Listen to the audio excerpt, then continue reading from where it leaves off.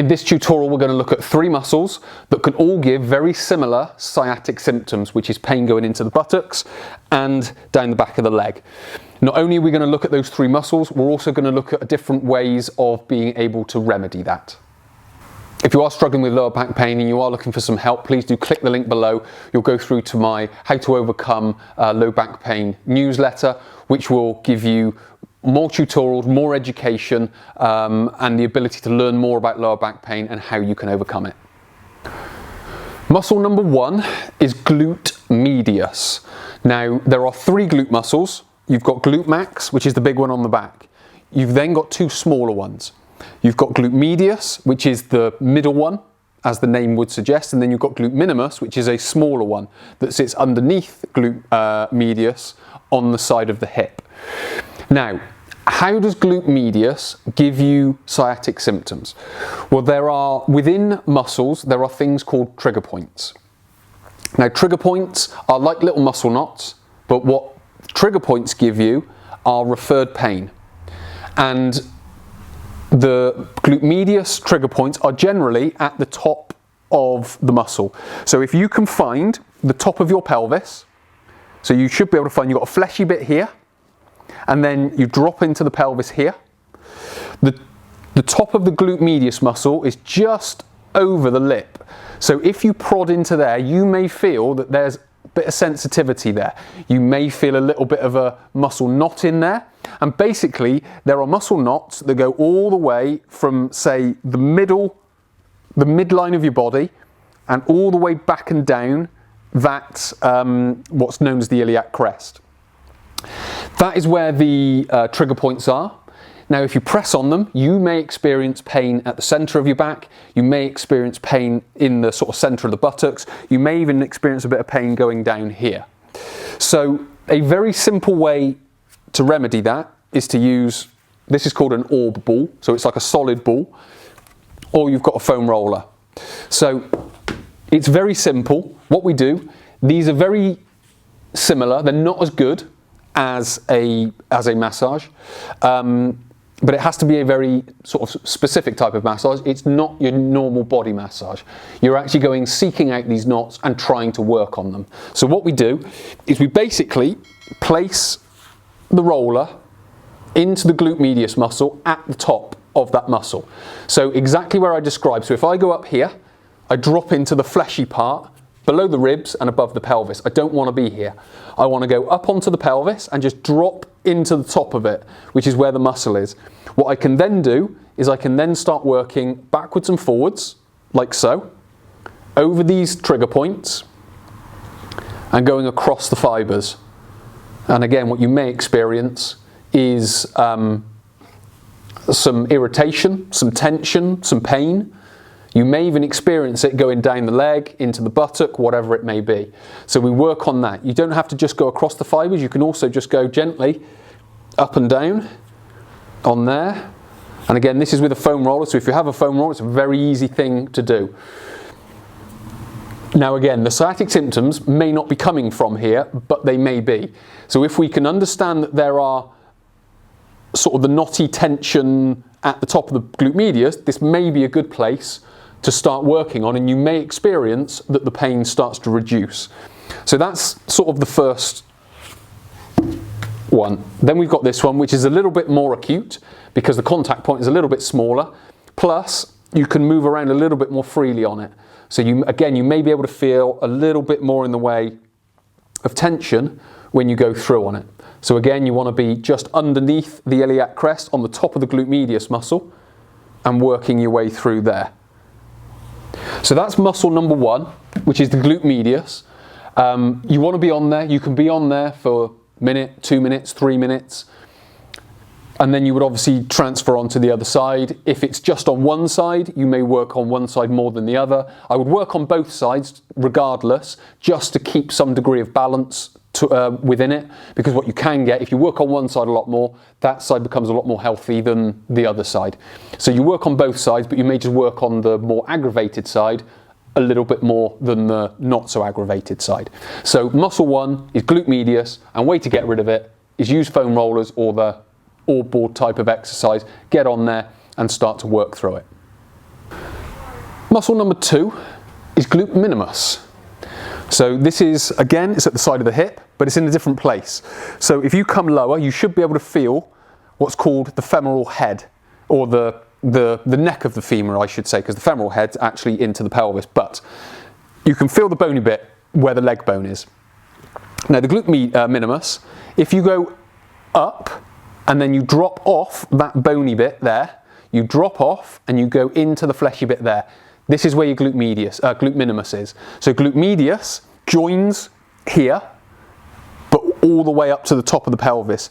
Glute minimus is from here at the bottom, but it just goes about halfway up. So what you'll hopefully understand now is that we need to use the foam roller or the old ball in this area. The symptoms are slightly different for glute minimus. The symptoms can go down the outside of the leg more, all the way down the bottom part of the leg, and possibly all the way into the ankle, and maybe even into the side of the foot. You may get it down into the hamstring, into the back of the knee. So glute medius are sort of centre of the low back, into the buttocks, a little bit on the high hamstring. Glute minimus is more down the outside of the leg, possibly into the ankle, possibly into the foot. You can go down into the hamstring, into the back of the knee. And those are the sort of the differences between glute medius and glute minimus. But again, what we want to be able to do is get our thumbs, just dig in there. If you watch what I'm doing, if I just go into this position, the muscle relax. If I stay out here, there's a bit of tension in the muscle. But if I just sort of bend in there, take the weight off of this leg and put it on this one, the muscle relaxes. And then that allows me just to get in there, and I can feel, is there any tension? That's number one. And if I push on where there's tension, does it go down my leg at all? Because if there is, then that might be a good place to start working. So again, I would grab, let me do the roller first. So what I would do is I would come onto the thigh, or the side of the thigh. I would then find that bony bit on the side of the leg, and then I would just drop into the fleshy part of the hip. And again, I would do exactly the same. I would just work through on the roller, like so, going back and forth, and then again, I would just work from the bottom of the pelvis to halfway up. I don't need to go up unless you want to work on glute medius as well. And you can go sort of to the front of it, and you can go to the back of it, because it sort of fans around the hip as well. So there are posterior fibres, there are also anterior fibres. So they're at the front of the pelvis, the back of the pelvis. And you work on there, and again, you go up and down. You can go side to side, and then the other way is to come onto the ball, and again, just work with the ball and through.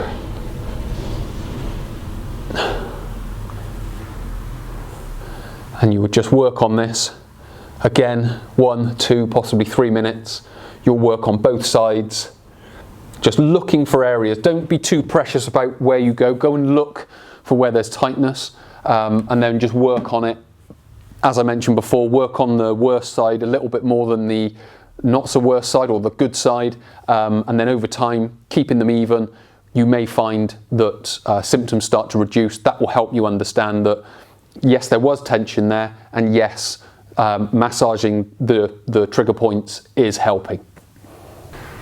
Muscle number 3 is the piriformis muscle. So the piriformis muscle is underneath the glute max. So it attaches onto the sacrum, goes all the way across the buttock, onto the back of that bony part in the leg. Now again, this muscle can irritate the sciatic nerve, and it can again give you the symptoms that go down the back of the leg. So what we get with sciatica is we get very similar symptoms, but different origins of those symptoms. Now these aren't the only 3. There are more origins of where sciatic pain can come from. I'm just going through the muscle trigger point origins of sciatic symptoms. So we can, if it's not these, you can kind of eliminate that it's the muscles doing it, and you need to look somewhere else. But what we're going to do is we're going to do the exact same thing with our rollers, and we are going to go, I'm going to do it on the other side now. We're now going to go on to the glute max, because the piriformis sits underneath it. So we go right into the sacrum, so you may be able to feel it. Now you can see I've got this leg straight. I'm just sat on top because it may be quite sensitive in there. So you may just want to keep a bit of slack in the muscle. And again, you're just working up and down it. So you're just feeling for the tension. So these aren't necessarily trigger points in here. You just get muscle tension across it. And then that can cause the sciatic nerve to get irritated. And then you get the pain going down the back of the leg. So you would work on that. Now what you can then do to make it a little bit more intense is you can just bring that leg across. Again, kind of go looking for where the tension is. You should be able to feel it as it goes across. So again, you can sort of feel where you need to go and work on there. And again, what you're trying to notice for is the tension. And then over time, is the tension reducing over time? Or is the sciatic symptoms reducing over time? So you've got that one, you've got the roller, and then finally, you would go on the board. This is, again, it's a bit more intense than the last one. So you would have a nice straight leg, relax the glute, and then you just work through, again, in by the sacrum there. So that's right in by the pelvis, or the center of the hips. And then you would work out towards the muscle, the bone on the outside of the leg. So you just work through there, again, just feeling for the tension and just working that through and just making sure it's coming out. And again, 1, 2, 3 minutes on both sides. Again, trying to keep each side as even as possible, because if you work on one side too much, that can become a lot better than the other side. So you want to try and keep a degree of balance from left to right. So again, if you found this tutorial helpful, please do hit the like button. If you've learned something new, hit the thanks button. If you want to watch more tutorials like this, hit the subscribe button and the bell icon. If you've got a comment or a question, leave it below.